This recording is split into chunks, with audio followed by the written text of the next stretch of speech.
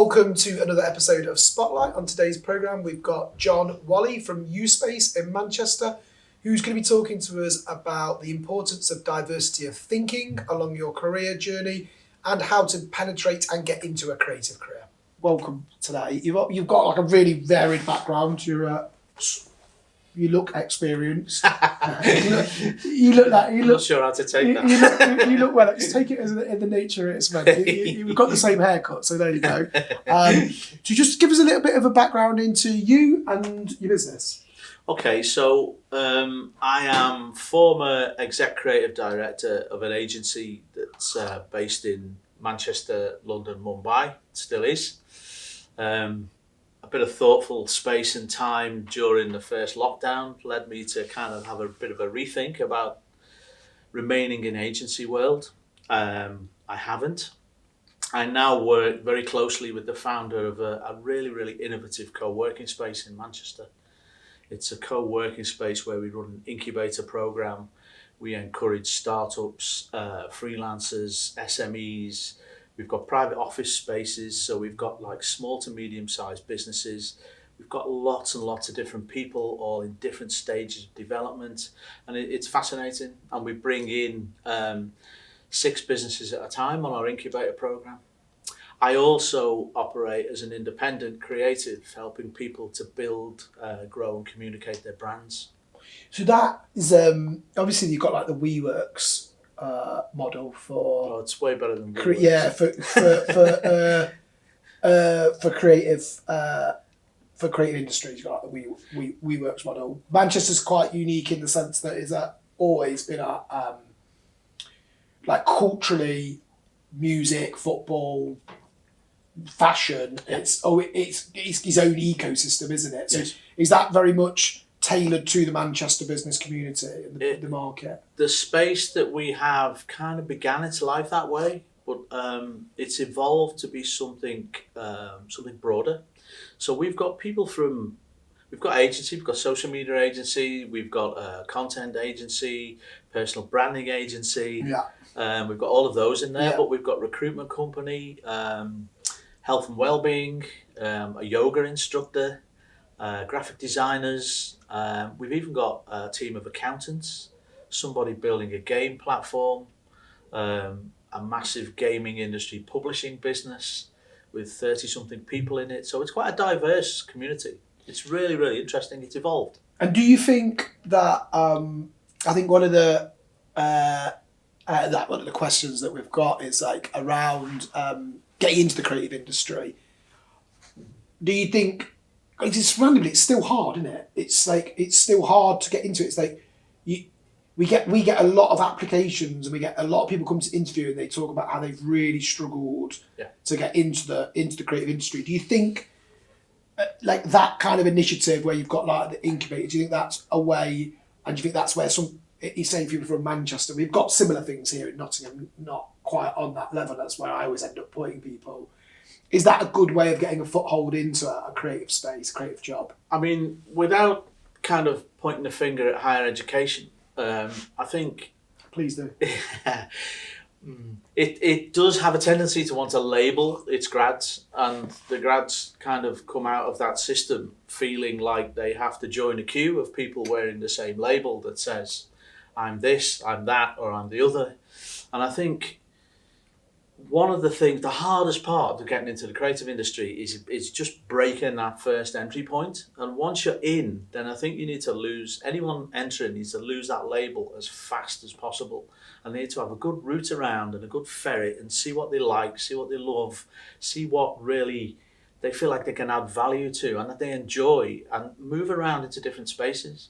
Because the creative industry, you used to always have these kind of channels. Okay, I'm going to pick a camera up, I'm going to start using a Mac, I'm going to get a video camera, or I'm going to start writing code.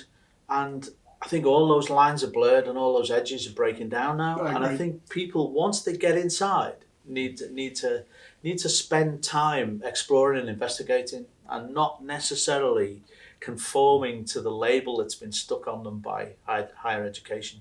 And I do some lecturing at MMU.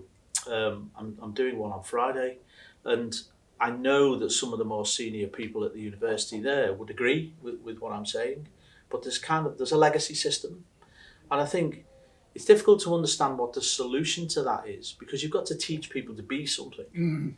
But I think once you've then got to give them the freedom, not necessarily to be that, but to be within the space where it exists. I think a lot of creative people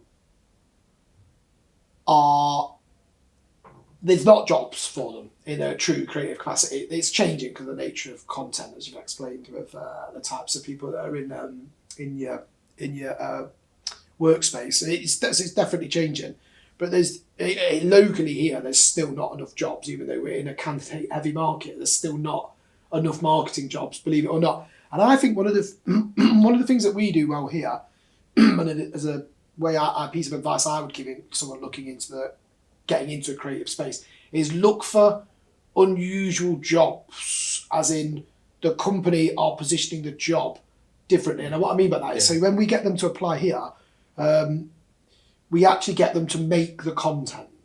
So part of the job application, it literally says, like, experience ideal, skills ideal, would be nice if you did have this or you did have that and you did have this. However, if you can do these 5 simple tasks underneath and do them well, we'll consider your application. So it encourages creative people to look at it and go, I don't have that, but if I do these 5 tasks, I might get an interview.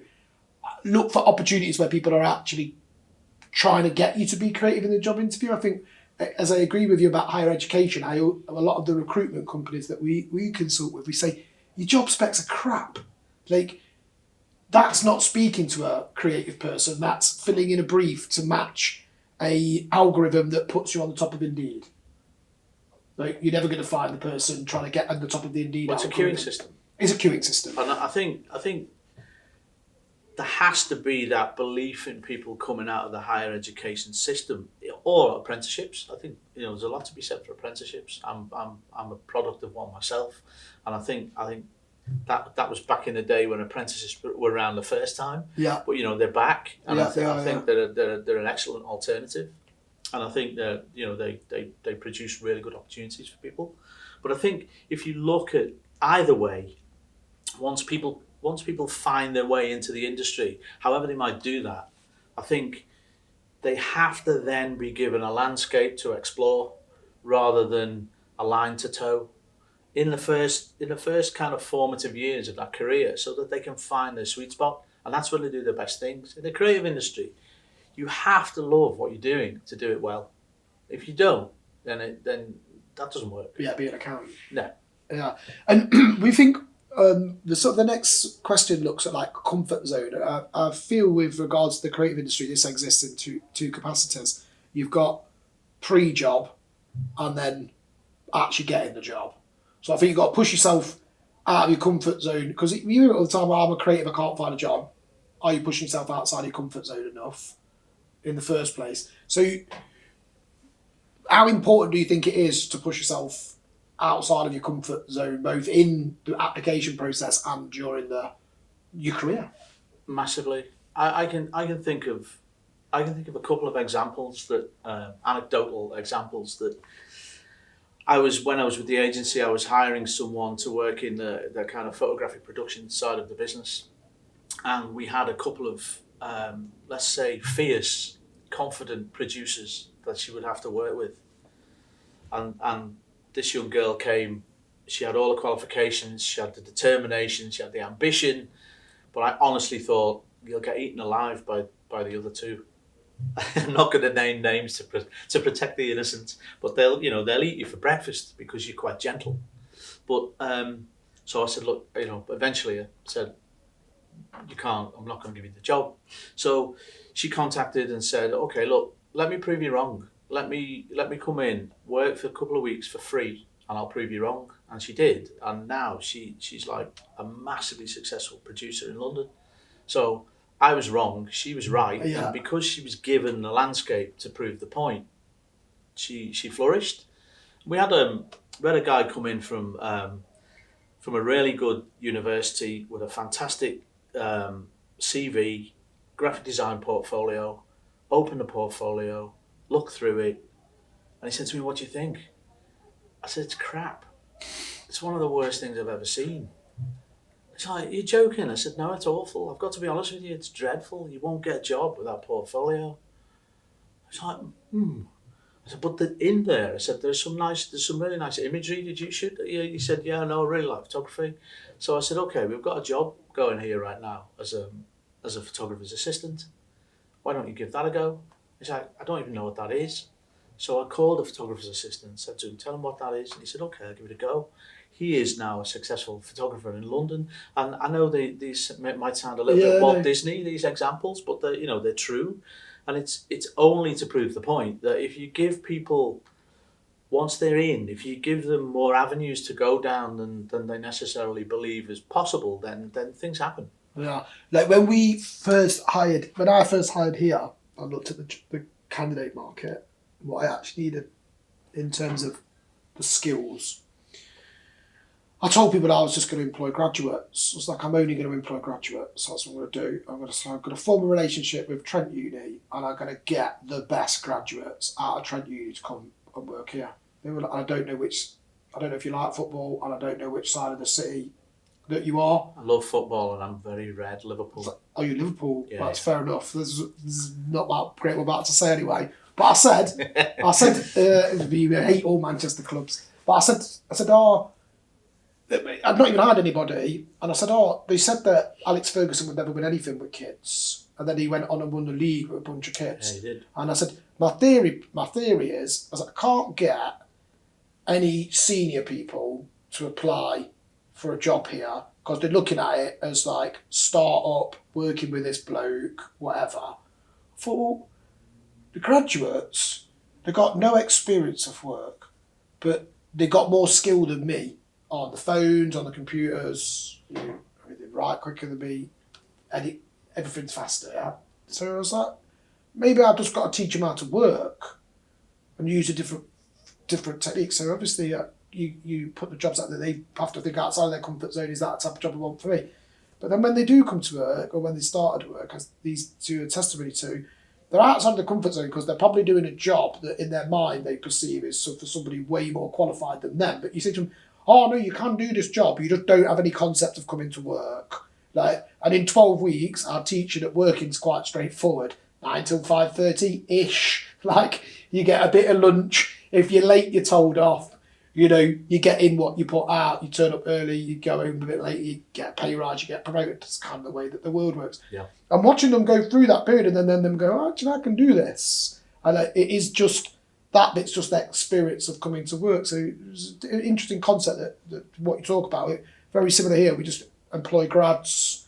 Easy to do, easy to pick what you want, easy. You know that they can do TikToks, videos, stories. They're just wet when it comes to coming to work. I know you have to be on time when you come to work. It's not a lecture. It's roughly 9 o'clock. You've got to be here. And they're like, really? Not these two. We've had it in the past where they're like, well, I have to be here at 9. You're like, yeah. What? Not 10 past? No. 1 minute to, preferably. And that's worked for us. That's really helped us grow our business. And I also think give opportunity. If you've gone through that process of 3 or 4 years at university and you've applied yourself and you've graduated, then that demonstrates a level of commitment in the first place. Yeah, it does. Yeah, in itself. It really does. One of the things that I think is a big problem that society has today, both in a career, but also definitely when you're looking at entrepreneurialism as a route for your life, because it is a way of life. It's not a career. No one sensible would choose to be an entrepreneur. It's not a sensible career choice. It's not a job description. No, it's not sensible at all. We are blinded by the notion of success now. It's presented to us so differently online. And when I started this business, Instagram was only really just being launched, so you didn't even have the gram generation of success. And I think for me, starting out as an entrepreneur and leaving a job, I think to me success at that point looked like earning the same salary that I earned when I quit my job and started start my business. So obviously quit my job and literally left a great job with a great salary and a car and all of that shit. And I've never got back to that point. Still, yeah. Do you see what I mean? That's 7 years ago. So I think for me, when I started out, like success would have looked like matching that salary or earning more than that. But for your own pocket rather than someone else's. For my own pocket, exactly, for my own pocket rather than somebody else's. And I would say I worked out after about 90 seconds of my first day of being an entrepreneur that earning that money was a very, very long way off. So you have to quickly change your perception of what success looks like. For me, in the early days, it was like not having to go back to work in 3 months' time, then not having to go back to work in a 6 months' time. And then I remembered when I earned £500, and I was like, woo, £500, paid rent type thing. Yeah. And so I think it's really important for entrepreneurs, but also people at the start of their career to like try and define what success is gonna look like for them. So what does success look like for you? I think it amounts to more than one thing, and I think it looks like two ways forward. It looks like one that means that you can look after your family, make sure that they've got everything that they need, and that feels like some sort of success. Because you can make sure that you've got a happy home and your kids get what they need to move forward in life, and your wife and your family and your dogs and everything gets fed and looked after. And I think that's a form of success, although I'm not sure that what you see on Instagram, LinkedIn and the business world in general would include that in the list. I think it'd be near the bottom in the list of 10, which is sad. It should be at the top. But I also think for me, success is in seeing something that you've done affect more than somebody's P&L. I think if you can get involved in a project or a business or a situation where what you're doing actually affects people's lives in a positive way, culture, society, the environment. And I'm not trying to sound like a hippie here, but I think there comes a point where you look at the world in, particularly from within the walls of an agency. Agency get awards because of eyeballs, because of traffic, because of sales that they've created, because of awareness that they've created, and quite rightly, because that's what they get paid to do. But I remember being in, for so long in that world and seeing success based on how many more of those of our clients sold, or how many more of those of our clients sold. And there comes a point where you think, wait a minute, hang on just 1 second. You look at all the energy that exists in a creative agency. You look at the writers, the planners, the people who write codes, the strategists, and you think, wait a minute, can't we just apply this to something in a better way? Isn't there, even if it's only some of the time? And my most successful, I guess, professional projects, in my own view, are not the ones that have built sales for a client. They're the ones that have had some more meaningful effect on all of those things I mentioned: life, culture, environment, those sustainability, those kind of things I think become increasingly important to you when you can see past, just the P&L. Yeah. Interesting. My mate asked me about this at the weekend. We were having a chat with him. He said to me, I'm his best man at his wedding. We do loads of work for him for notes, you can imagine. And he said to me, like, I can. he said to me, he said, like, I bet you never thought that we'd both end up blah blah blah this, and you doing all this work for free. And I pulled his leg about sending him an invoice, like a real invoice. You want to watch how you're talking, you'll get a real invoice. And he turned around and he actually said to me, he said, I've known you my entire life. He said, I know that you think it's a privilege to be able to do my work for nothing because I'm your mate. And I said, yeah, it is. And he said, that's what success means to you, doesn't it? It's like if your uncle or your auntie or someone rings you up and says, can you help me out with this? You say, yeah, no problems. Won't charge you, it's fine. I never would have said 7 years ago that I would feel successful when your mate rings you up and says, my website's knackered, can you just sort it out? It's here, do it about it. Someone here will look after that for you. Yeah. And there's no charge, because not everything's about raising. And that's the same, isn't it? And it's like, from when you think about like all the success that we've delivered for our biggest client or our biggest customer, when I tell my mum's just proud that I can help my mates out, like she ain't bothered about however many £1 million worth of sales we generated for whoever. She's just like, you're getting on with Soulman's free website. You're like, yeah, it's Soulman's free website. He seems to get loads of customers and he don't pay any money for it. And your mum's like, I would never have thought that 7 years ago. No, So. I think I think maybe it's a generational thing as you move through the stages of your career and you begin to kind of think, wait a minute, can I affect other things? Can I affect more holistic things? Can I affect more cultural, societal things than just creating more sales for a client? And I've worked with some of the biggest retailers in the UK, and it's great to help them sell things. But that's good. But then you begin to see past that and think, wait a minute, and a small startup comes into you that's got a fantastic kind of ethical standpoint. It's got sustainable beliefs and processes and product. And you think, wait a minute, I'd much rather help them to grow and succeed than I would to put more hundreds of thousands of pounds of sales on a major retailer's P&L. We had to. It might sound a bit naive and it might sound a bit hippified, but I've just got to say it like it is. That building a startup that's the right kind of business and helping them with their brand and to launch a product and to grow and communicate is far more satisfying. And therefore, when it works, it feels like a greater success. Yeah, I think you'd only get that answer from a northerner as well as opposed to a southerner. I can't imagine it. I can't imagine. See, I mean, we stopped doing work in. I've stopped taking clients on in London because I'm sick of feeling like the plucky northerner when I get down their offices and here he is from the north. Actually, from the middle, to be precise. It is still north of Watford. Wearing shoes, not eating children. Yeah. And I always say to myself, they're only using an iPhone 4. Yeah, I'm like, they're only angry because their entire house is the same size as my stock cupboard in the office. That's why they're angry. One of the things that you spoke about is diversity of thought. I'm really interested in doing some work with a executive search firm, so like 150, 200,000 plus a year board members, and one of the things that they've got on their new agenda is not diversity, but diversity of thought.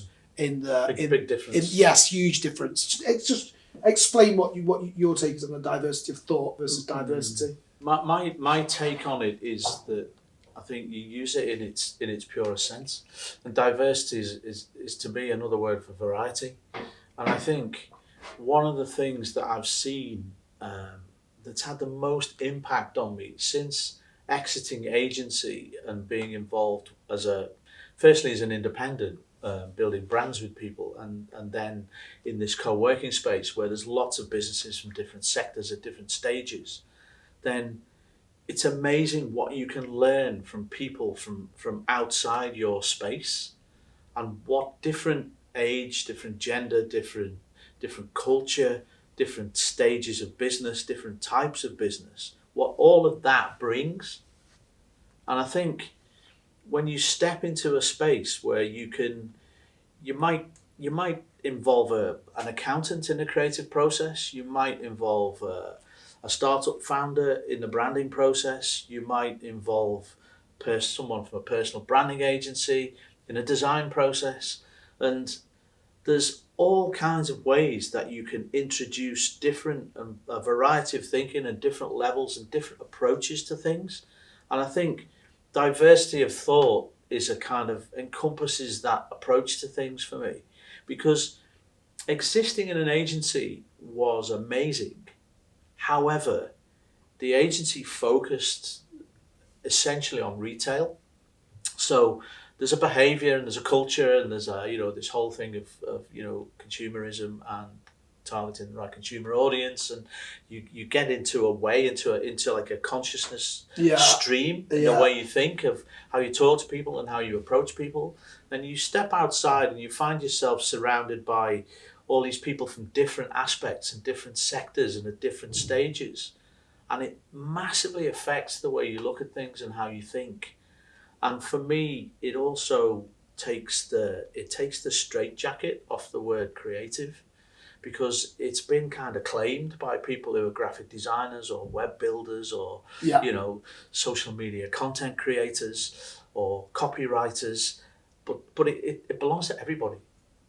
And to me, that's when you think about diversity of thought, that's when you make creativity, I guess, open source. Yeah, I can see that. I agree with that as well. That's how I view it. I agree. It's massively changed my thinking in the last 2 years, more than I ever thought it would. I was literally looking at a website the other day that's just gone live that we've done, and a guy from a completely separate sector, completely separate industry, walked up behind me and said, "Oh, can I have a look?"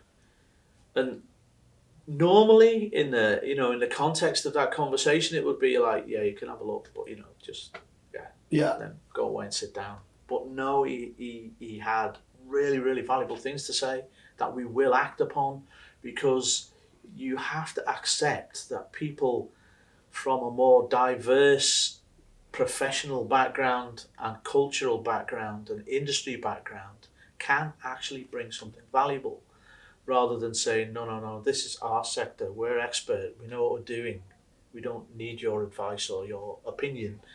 It's amazing when you open up your head to that kind of thing. Yeah, I mean, I'm the marketing... Transformational. Yeah, I mean, I'm the marketing director of a recruitment company. I mean, I know nothing about recruitment. Absolutely nothing. I just give them a completely different perspective on it, other than just moving bums on seats. It's a lot more than that. They do a lot more than just moving bums on seats, but I know nothing about recruitment at all.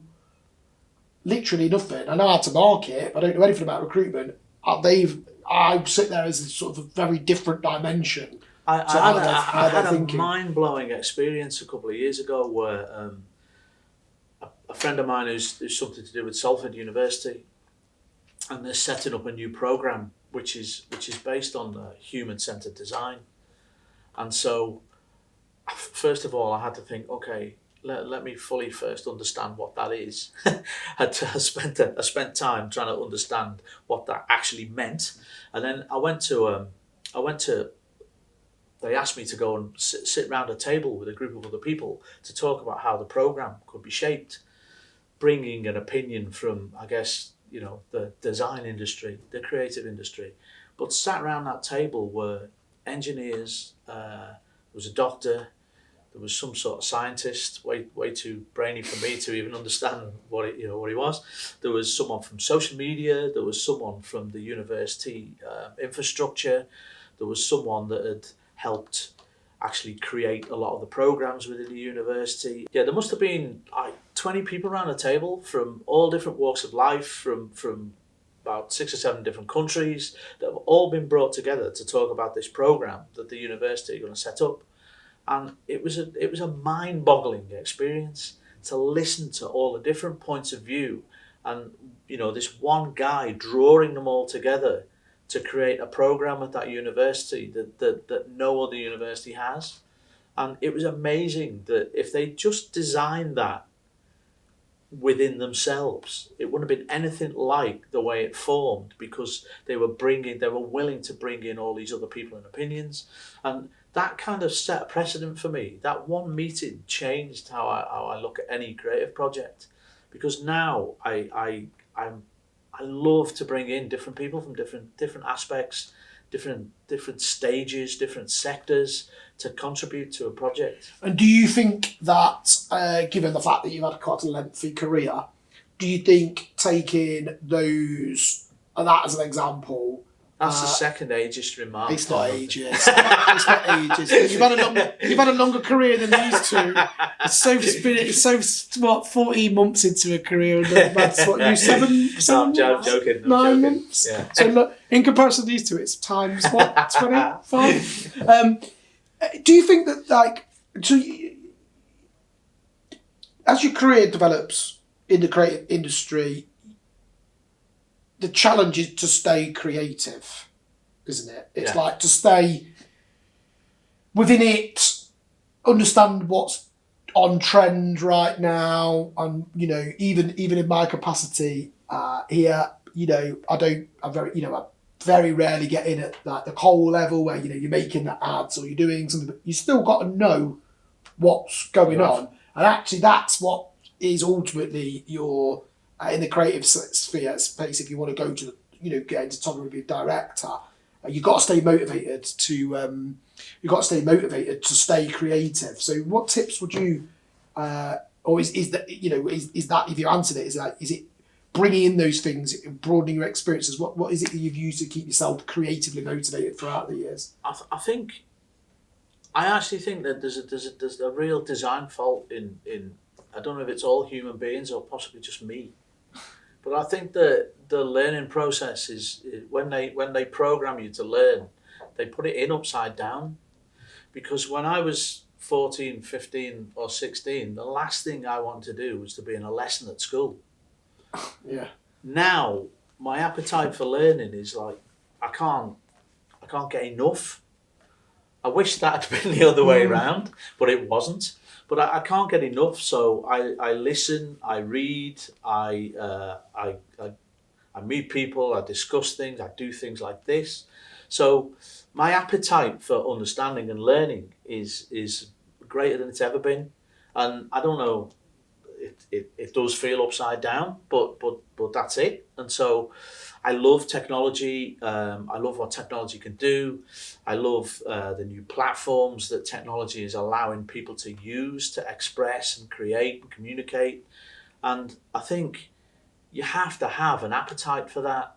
And it's fascinating. Even if you think, okay, everybody watches Netflix. Everyone does. And it's possibly one of the most creative platforms on the planet. It's amazing.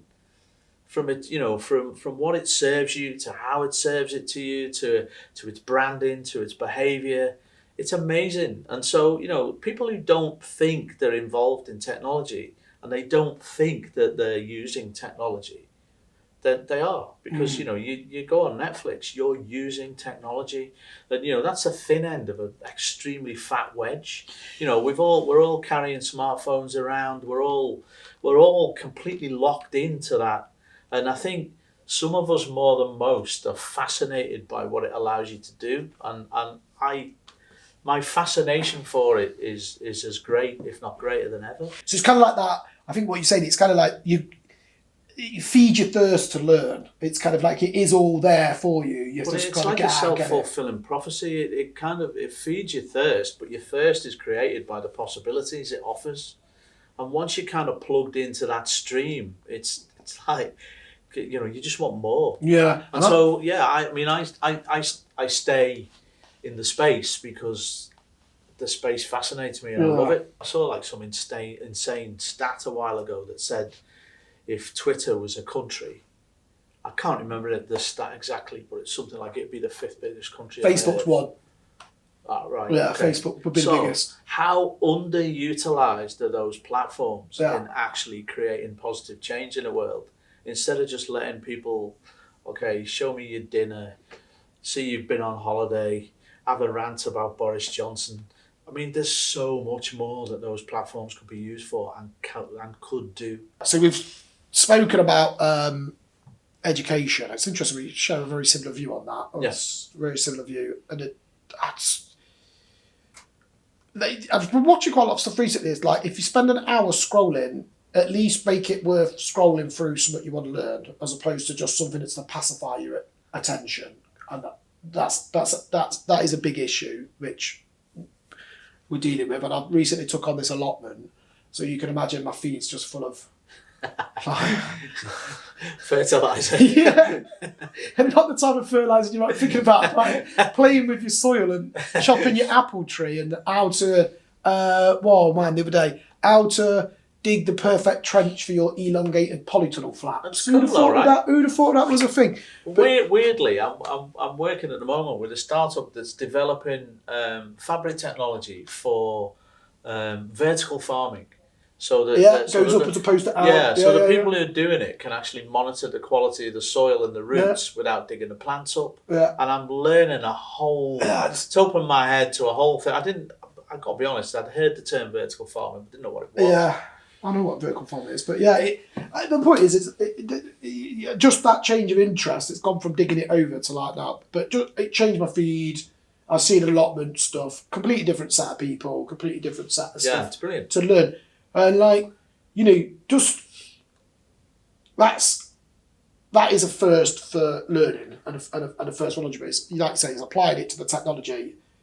Work out how the technology works to best get it to serve you to learn if you're thirsty for learning, and it's actually quite easy from that point forward. Yeah, it's brilliant. It's really straightforward.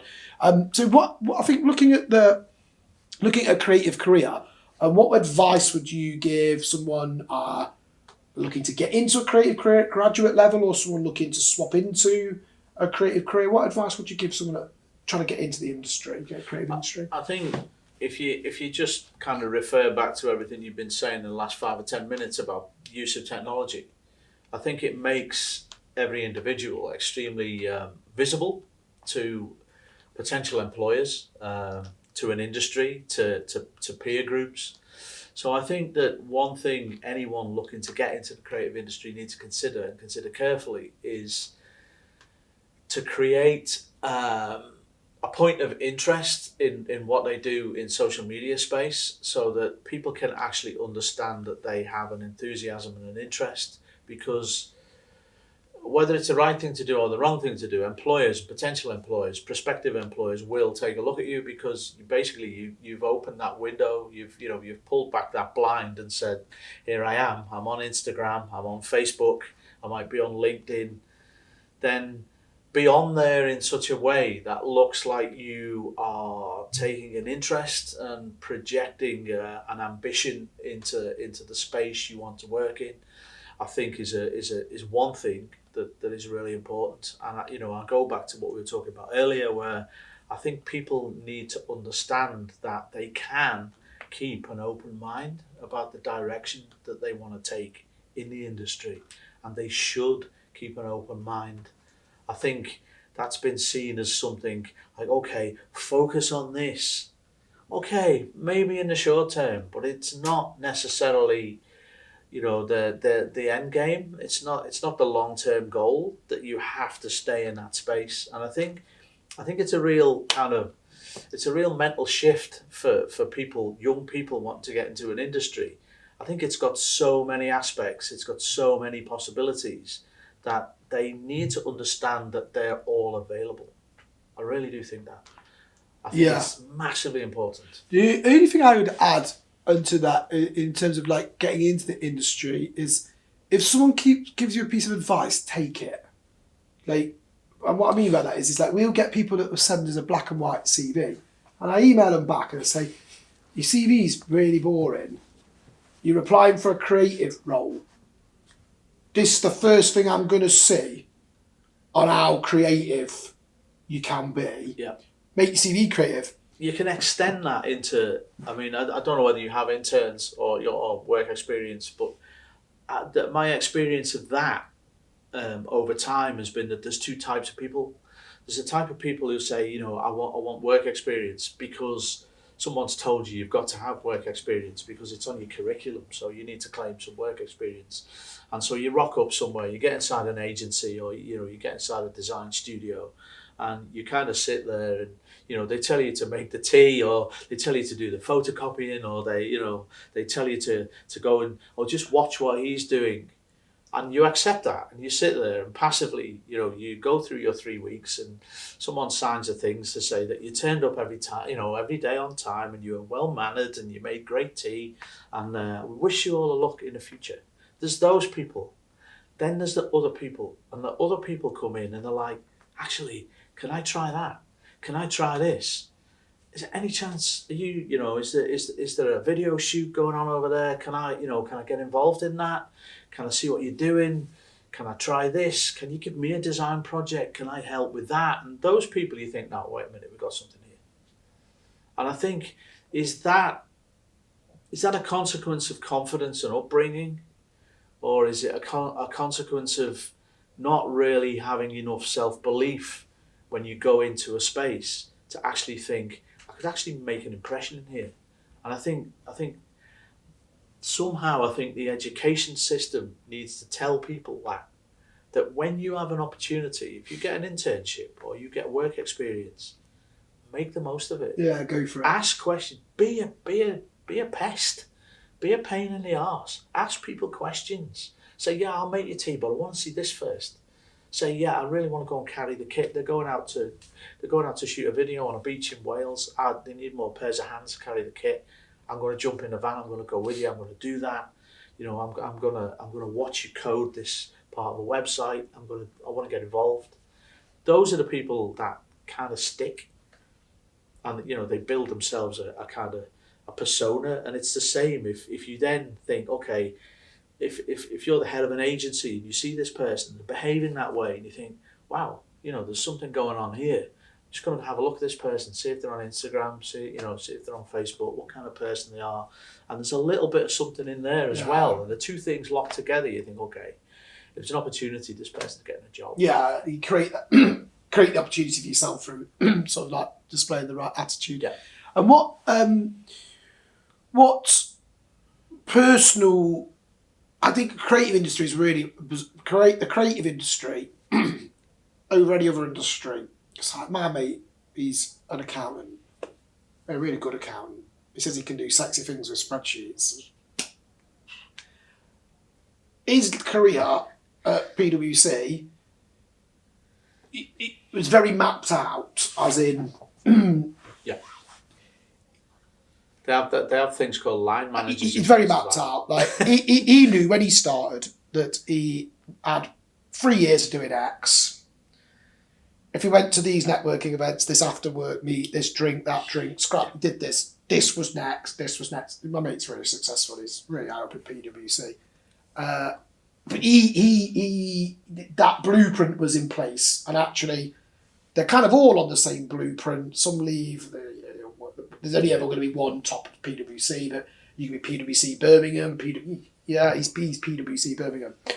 The creative industry is really weird because you all generally start off as creatives, and then leaders are formed, for want of a better description, because you all actually start off at a base level of being, I want to make something, I want to be involved in, you know, you've said coding, graphic design, you know, videography. So you've gone in on that base level of being creative. And then creative businesses need leaders, because not everyone can be creative, because that don't work either, where everyone's just working around. So it's interesting here, we've got kind of like a good model where we've got like, this person's a fabulous creative, this person's showing leadership intent, and you try and give them a bit of balance where you don't completely strip out their creativity because they're early in their career, but you also say, do you know what, you are showing promise at like that's having fine. responsibility. That's when people start to channel and find a sweet spot. Yes. And that's when people really flourish, I think, when they find, but I think, you know, the question about leadership is that a business has to have leadership that allows that allows people to, you know, to channel and find that sweet spot and really do what they're good at and what they love to do, because usually that's the same thing. Yeah. Do you think there's a personality? Do you think it's is there a specific personality trait that creative people have that can become leaders in the creative space? Or do you think it's more like someone spotting it in you? Wow. I always think if you know those little rubber balls that you throw and they bounce off everywhere, I think if you took a handful of those and threw them into a room and they're all flying about everywhere, that's a creative agency with no direction, leadership, maybe financial control. You know, there's that it would just be chaos. It was and, you know, it would be chaos. Yeah. And, you know, as one of those rubber balls, I'm not afraid to admit that it would be pandemonium. You have to have, you know, sensible grown-up people who can manage what you're doing into a world of meaningful earning money and you know, functioning for clients. So I think it's it's that classic left brain, right brain thing. There are people who are good at that, and there are people who are good at that. And I think one of the mistakes, and I've seen this firsthand, one of the mistakes people make is that there's a creative director that clients love, clients want to work with, full of ideas, creates good outcomes for the client. We'll promote him in the business and make him a director of the business. He becomes a director of the business. And he's like, I've lost the ability to do what I was really good at. Yeah. And I don't know what the hell I'm doing sitting in a boardroom. I don't. You might know I'm speaking. No, personal experience here. That's exactly where we are as a business now. It's kind of like you have creative people, the business has grown, the type of clients it's got has grown, and then you get different clients, they expect a certain level of sort of like structure, administration, a certain way of being dealt with, and then you sort of you're having to sort of, in my position now, you're having to like look at it and go, I'm gonna have to move somebody to support these new customers because they're going to expect to see a level of service. And I'm not saying that they didn't have the service level before. That's what the expectation is for working at an agency. So it comes down to that sort of, you've got to juggle your team and be like, I know you're really good at making this stuff, but I just need you to also be like really professional over here, and just for like a couple of hours a week, just deal with this person. And like, yes sir, no sir, free, or whatever it might be. Oh really? I'm like, yeah, it would be a massive, and like that's because we've got a cloud customer from a big cloud customer. They don't particularly, this is their first venture into a creative agency, and you're like, they're going to think we're all bonkers if we're not careful. They're going to think we're all completely because they're all like, what? Like, yeah, like there's just dogs flying around everywhere. Just don't worry about it. They're like, everywhere? There's about 5 dogs that can come in it. And they don't get it. So it's an interesting transition that we're at, like, and it's about not removing the creativity, but just making sure it's presented in a way where you don't actually scare somebody off that's not from that space. I also think it's massively important that it depends on the scale of the agency. I mean, I was talking to a friend of mine who has a digital agency in Liverpool a while ago, and he was saying that he was a very hands-on in the agency, and he loved to do what he did, and he's really, really good at it. And he said to me, there are like critical mass points. He said, we started out with an agency with 8 people in it. He said it was a blast. He said we were working ridiculous hours, 12 hours, 12, 14-hour days, 7 days a week, and it couldn't sustain the pace. So we grew. So we went from 8 to 12. And he said, when you get to 12, you can still enjoy it. You can still do it. He said, and then we doubled. We went from 12 to 25. He said, and I suddenly found that what I was good at, I wasn't doing that anymore. And I was trying to be good at being the manager of a 25-strong company. And he said, I was crap at it. Yeah. So he said, what I actually did was went back again and downsized to 12. He said, and I'm back now really delivering good product for great clients. I'm really enjoying myself again. He said, I'm never, he said, people say to me, you're going to grow the business. I'm not a chance. Yeah. And I think, the agency that I was part of, at its maximum, there was 185 people.